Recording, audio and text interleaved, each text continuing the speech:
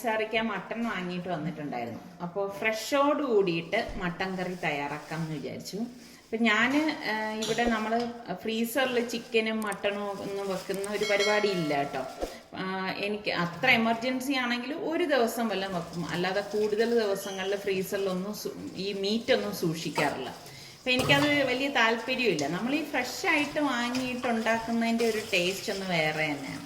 അപ്പോൾ നമ്മൾ ഗൾഫിലായിരുന്ന സമയത്താണെങ്കിലും ഇങ്ങനെ തന്നെയായിരുന്നു കേട്ടോ. അധികമൊന്നും വാങ്ങിച്ച് വെക്കത്തില്ല. ഞാൻ കണ്ടിട്ടുണ്ട് പലരും ഒരാഴ്ചത്തേക്ക് 2 ആഴ്ചത്തേക്കൊക്കെ വാങ്ങിച്ച് വെക്കുന്ന ഒരു ഏർപ്പാട്.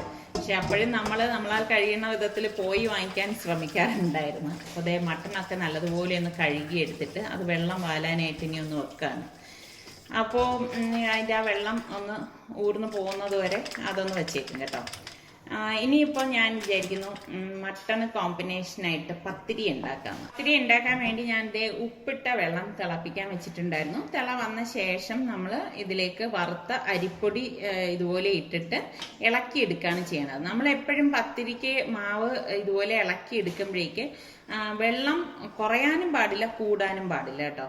അപ്പം ഇത് നല്ലതുപോലെ കുഴച്ചെടുത്ത് വെച്ച് ആ സമയത്ത് ഞാൻ സവാളയൊക്കെ ഒന്ന് സ്ലൈസ് ചെയ്തെടുക്കുകയാണ്. അപ്പോൾ ഞാൻ കുറച്ചധികം സവാള ഇപ്പോൾ സ്ലൈസ് ചെയ്തെടുക്കുന്നുണ്ട്. ഉച്ചത്തേക്കും കൂടിയിട്ട് ആണ് ഞാനിത് സ്ലൈസ് ചെയ്തെടുത്തിരിക്കുന്നത്. അപ്പം ഇതിൽ നമുക്ക് ആവശ്യമുള്ളത് മാത്രമേ ഞാൻ ഇപ്പോൾ മട്ടൻ കറിക്ക് വേണ്ടിയിട്ട് എടുക്കത്തുള്ളൂ കേട്ടോ. അപ്പോൾ ഈ സവാളയും ഞാൻ ഈ പറഞ്ഞ മാതിരി അന്ന് തന്നെ ഉപയോഗിച്ച് തീർക്കും കേട്ടോ. നമ്മൾ സവാളയിൽ നിന്ന് നമ്മൾ അധികം അങ്ങനെ കട്ട് ചെയ്ത് ഉപയോഗിക്കാൻ, അതായത് വെച്ചിരുന്നിട്ട് ഉപയോഗിക്കാൻ പാടില്ല എന്നാണ് പറയുന്നത്. അപ്പം ഞാൻ ഇഞ്ചിയും വെളുത്തുള്ളിയും കുറച്ച് പെരിഞ്ജീരകം, അതായത് വലിയ ജീരകമില്ലേ, അത് ഇതുപോലെ ഒന്ന് ക്രഷ് ചെയ്തെടുക്കും. ക്രഷ് ചെയ്തെടുത്ത ശേഷം ഇതിലേക്ക് പച്ചമുളക് ഇതുപോലെ ഒരു 3 എണ്ണം ഇട്ട് കൊടുക്കും. എരിവൊക്കെ നിങ്ങളുടെ പാകത്തിനനുസരിച്ച് പച്ചമുളക് ഇട്ട് കൊടുത്താൽ മതി കേട്ടോ. അതും ഒന്ന് കറക്കി ഇതുപോലെ എടുക്കും. ശരിക്കും ഞാൻ എപ്പോഴും പറയത്തില്ല, നമ്മൾ അമ്മിക്കല്ലിൽ എങ്ങനെ ഒന്ന് ചതച്ചെടുക്കും ആ ഒരു രീതിയിൽ വേണം ചതച്ചെടുക്കാൻ. അപ്പം വെള്ളമെല്ലാം പോയ ശേഷം ഞാൻ മട്ടൺ പ്രഷർ കുക്കറിലേക്ക് ഇട്ട് ഒരു പിടി സവാളയും ഇട്ട് ഇതിൽ പകുതി ജിഞ്ചർ ഗാർലിക് ക്രഷ് ചെയ്തതും മഞ്ഞൾപ്പൊടിയും ഗരം മസാല പൊടി, മല്ലിപ്പൊടി, പിന്നെ കാശ്മീരി ചില്ലി പൗഡർ. അപ്പം മുളക് പൊടി ഇത്രയും ഇടുന്നാണ്ട് നിങ്ങൾ ഭയക്കേണ്ട, എരിവൊന്നും കൂടുതലുള്ളതല്ല കേട്ടോ.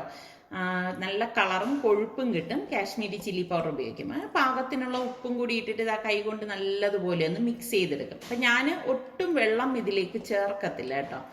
അല്ലാതെ തന്നെ നമുക്ക് ഇതിൽ നിന്ന് ചാറ് ഊറി വരും. അപ്പോൾ പ്രഷർ കുക്കർ അടച്ചിട്ട് ഞാനൊരു 5-6 വിസിൽ വരെ വേവിച്ചെടുക്കും. അപ്പോൾ ഓരോ കുക്കറിനെയൊക്കെ ഡിപ്പെൻഡ് ചെയ്തിരിക്കും നമ്മളുടെ ആ വേകുന്ന ടൈം എന്ന് പറയുന്നത്. എൻ്റെ ടേബിൾ കൗണ്ടർ നന്നായിട്ട് തുടച്ച ശേഷം ഞാനിത് ഇളക്കി വെച്ചിരിക്കുന്ന മാവുണ്ടല്ലോ, അത് ടേബിൾ കൗണ്ടറിലേക്ക് ഇട്ടിട്ടൊന്ന് കുഴച്ചു കൊടുക്കുകയാണ്. അപ്പം എനിക്ക് ഇതാണ് ഞാൻ എപ്പോഴും പറയുന്നത് പോലെ എനിക്ക് സൗകര്യം കേട്ടോ കുഴച്ചെടുക്കുക. അപ്പം ഞാൻ ടേബിൾ കൗണ്ടർ എപ്പോഴും നന്നായിട്ട് തുടച്ച ശേഷം ഇതുപോലെ കൈകൊണ്ട് കുഴച്ചെടുക്കും.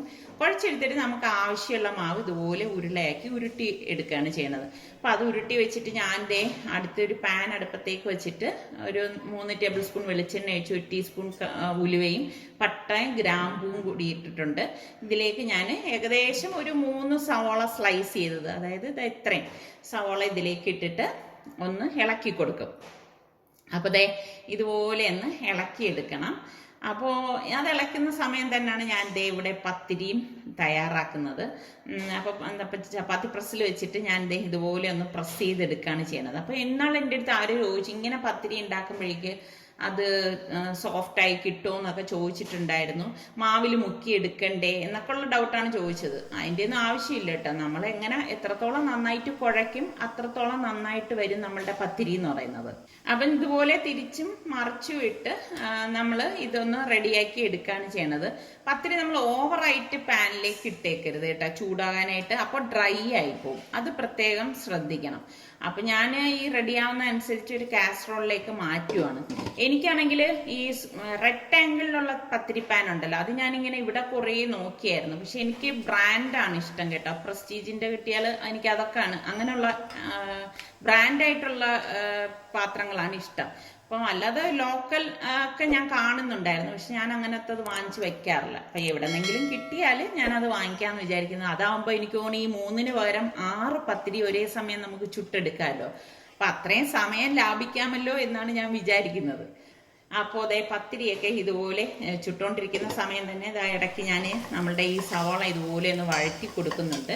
ഇതിലേക്ക് നമുക്ക് ഈ ചതച്ച് വെച്ചിരിക്കുന്ന ഇഞ്ചി വെളുത്തുള്ളി പേസ്റ്റ് ബാക്കിയിരിക്കുന്നതും കൂടി ഇട്ടിട്ട് ഒരു രമ്പ ഇല ഉണ്ടല്ലോ, ഇത് നിങ്ങളുടെ അവിടെ എന്ത് പേര് പറയും ഈ ഇലയ്ക്ക്? അപ്പം ആ രമ്പ ഇല എൻ്റെ കയ്യിൽ ഉണ്ടായിരുന്നുകൊണ്ട് ഞാൻ ഒരെണ്ണം പകുതി ഇങ്ങനെ കട്ട് ചെയ്തിടയാണ്. അപ്പം അതിൻ്റെ ഇടയിൽ തന്നെയാണ് പത്തിരിയും മറിച്ചിടുന്നത്. അപ്പം ഇങ്ങനെയൊക്കെയാണ് ഞാൻ എൻ്റെ ജോലികൾ എളുപ്പം ചെയ്തു തീർക്കുന്നത് കേട്ടോ. എന്നിട്ട് നമ്മൾ ഇതിലേക്ക് മഞ്ഞൾപ്പൊടി, മുളക് പൊടി, മല്ലിപ്പൊടി, ഗരം മസാലപ്പൊടി, ഉപ്പ് ഇത്രയും കൂടി ഇട്ട് കൊടുക്കും. അപ്പം നമ്മൾ ഇതിലേക്ക് ചേർക്കുന്ന പൊടികൾ ഒരുപാടൊന്നും ചേർക്കത്തില്ല, കുറച്ച് പൊടികൾ ഏകദേശം ഓരോ ടീസ്പൂൺ വീതം ചേർത്ത് കൊടുത്തിട്ട് ഇളക്കി കൊടുക്കും. അപ്പം ഇതൊന്ന് പച്ചമണം മാറുമ്പോഴേക്ക് ഞാൻ അത്യാവശ്യം വലിപ്പമുള്ള ഒരു തക്കാളി ഇതുപോലെ കട്ട് ചെയ്തിട്ട് കൊടുക്കുകയാണ്. ഇട്ട് കൊടുത്ത ശേഷം നല്ലതുപോലെ ഒന്ന് ഇളക്കിയെടുക്കും. അപ്പോൾ എപ്പോഴും നമ്മൾ ഒരേ രീതിയിൽ കറി ഉണ്ടാക്കുന്നതിനേക്കാളും ഇതുപോലെ അങ്ങോട്ടും ഇങ്ങോട്ടും ഓരോ കാര്യങ്ങളൊക്കെ മാറ്റിയും തിരിച്ചും ഒക്കെ ചേർക്കുമ്പോഴാണ് ആ കറിയുടെ ടേസ്റ്റ് തന്നെ മാറുന്നത് കേട്ടോ. അപ്പോൾ മസാലയൊക്കെ ഇടയ്ക്കിടയ്ക്ക് ഞാൻ വഴറ്റി കൊടുക്കുന്നുണ്ടായിരുന്നു. പത്തിരിയും ഇതോടൊപ്പം തന്നെ ചുട്ടെടുക്കുന്നുണ്ടായിരുന്നു. നിങ്ങളിൽ എത്ര പേർക്ക് പത്തിരി ഇഷ്ടമുള്ളവരുണ്ട്? എനിക്ക് ഭയങ്കര ഇഷ്ടമാണ് കേട്ടോ പത്തിരി. പിന്നെ ഒറട്ടിയും എനിക്ക് ഇഷ്ടമുള്ള കാര്യമാണ്. ആ സമയം തന്നെ ഞാൻ ഗ്യാസ് ഓഫ് ചെയ്ത് സ്റ്റീം പോയ ശേഷം കുക്കർ തുറന്നപ്പോഴേക്ക് മട്ടനൊക്കെ പാകത്തിന് കണ്ടോ വെന്ത് വന്നിട്ടുണ്ട്. ശരിക്കും പറഞ്ഞാൽ നല്ല മണം വരുന്നുണ്ട് കേട്ടോ, നല്ല ചൂട് മട്ടൻ കറിയുടെ ആ ഒരു മണം എന്ന് പറഞ്ഞാൽ. എന്നിട്ട് റെഡിയായത് നമ്മൾ ഈ മസാലക്കൂട്ടിലേക്ക് ഒഴിച്ചു കൊടുത്തിട്ട് നല്ലതുപോലെ ഒന്ന് ഇളക്കി മിക്സ് ചെയ്തെടുക്കും. അപ്പോൾ ഇളക്കി മിക്സ് ചെയ്തെടുക്കുമ്പോൾ തന്നെ ശരിക്കും പറഞ്ഞാൽ അടിപൊളി മണമാണ്. ഇവിടെ ഒന്നും നിൽക്കാൻ പറ്റത്തില്ല കേട്ടോ, അത്ര മണമാണ്. അപ്പം ഞാൻ കുറച്ച് തേങ്ങ, അതായത് കോക്കനട്ട് മിൽക്ക് പൗഡർ എടുത്തിട്ട് ഇതൊന്ന് കലക്കി എടുക്കുകയാണ്. ഞാൻ മാഗിയുടെ കോക്കനട്ട് മിൽക്ക് പൗഡറാണ് എടുക്കുന്നത് കേട്ടോ. അപ്പോൾ കുറച്ച് ചൂടുവെള്ളം ഒഴിച്ചിട്ടൊന്ന് കലക്കി എടുക്കുക. അപ്പം എനിക്ക് തേങ്ങ തിരികി പിഴിഞ്ഞെടുക്കാൻ ഉള്ള മടി ഉപയോഗിച്ചാണ് ഞാൻ ഇങ്ങനെ അതിലേക്ക് പാകത്തിനുള്ള ഉപ്പും കൂടി ഇട്ടിട്ടുണ്ട് ഒന്ന് ഇളക്കി എടുക്കുന്നത്. ഇതെന്തിനാണെന്നറിയാവോ? പത്തിരിക്ക് വേണ്ടിയിട്ടാണ് കേട്ടോ. അപ്പോൾ നമുക്ക് കഴിക്കാനുള്ള മട്ടൻ കറി ഞാൻ എടുക്കുകയാണ്. അപ്പം ഇത്രയും മാത്രം മതി രാവിലത്തേക്ക്. പിന്നെ മറ്റതിനിപ്പം ഉച്ചയ്ക്കോ രാത്രിയോ എടുക്കാം. അപ്പോൾ മല്ലിയില ഞാൻ ഒന്ന് ഞാനല്ല കേട്ടോ, നിസാറിക്കാണ് മല്ലിയില കട്ട് ചെയ്ത് തരുന്നത്. അപ്പോൾ നമ്മളിത് കഴിക്കാനായിട്ട് വന്നിരിക്കുകയാണ്. അപ്പോൾ ഇതാണ് നമ്മളുടെ ഇന്നത്തെ ബ്രേക്ക്ഫാസ്റ്റ് എന്ന് പറയുന്നത്. എനിക്ക് മട്ടൺ കഴിക്കുമ്പോഴേ എല്ലുള്ള പീസാണ് ഇഷ്ടം. നിങ്ങളിൽ എത്ര പേർക്ക് ഇതുപോലെ എല്ല് ഇഷ്ടമുള്ളവരുണ്ട്? കഷ്ണം എനിക്കങ്ങനെ ഇഷ്ടമേ അല്ല, അതിഷ്ടം നിസാറിക്കാക്കാണ്. ഈ എല്ല് കടിച്ച് ഇങ്ങനെ കഴിക്കുമ്പോൾ ഒരു ടേസ്റ്റ്. എനിക്ക് മട്ടൻ തിന്നുമ്പോൾ സുൽത്താന് രണ്ടുമല്ല, ചാറ് മാത്രമാണ് ഇഷ്ടം. നിങ്ങളിൽ എത്ര പേരാണ് ചാറ് ഇഷ്ടമുള്ളവര്? നമ്മളെ പോലെ ഇഷ്ടമുള്ളവരൊക്കെ കാണൂടെ. ചില സമയം നമ്മളിങ്ങനെയാണ് കേട്ടോ, ഡൈനിങ് ഉണ്ടെങ്കിലും അവിടെ ഇരിക്കൂല, പുറത്ത് വന്ന് ഇതുപോലെ ഇരുന്ന് ആസ്വദിച്ച് ആഹാരം കഴിക്കും. ഇതൊക്കെ ഒരു രസമല്ലേ? ഞാൻ ഇതിലൊക്കെയാണ് ഒരു ഹാപ്പിനെസ് കാണുന്നത് കേട്ടോ. നിങ്ങൾ ഇതുപോലെ എന്നെ പോലെ ചിന്തിക്കുന്ന ഒരുപാട് പേരുണ്ടാവും, ഉണ്ടെങ്കിൽ ഒന്ന് പറയണം കേട്ടോ.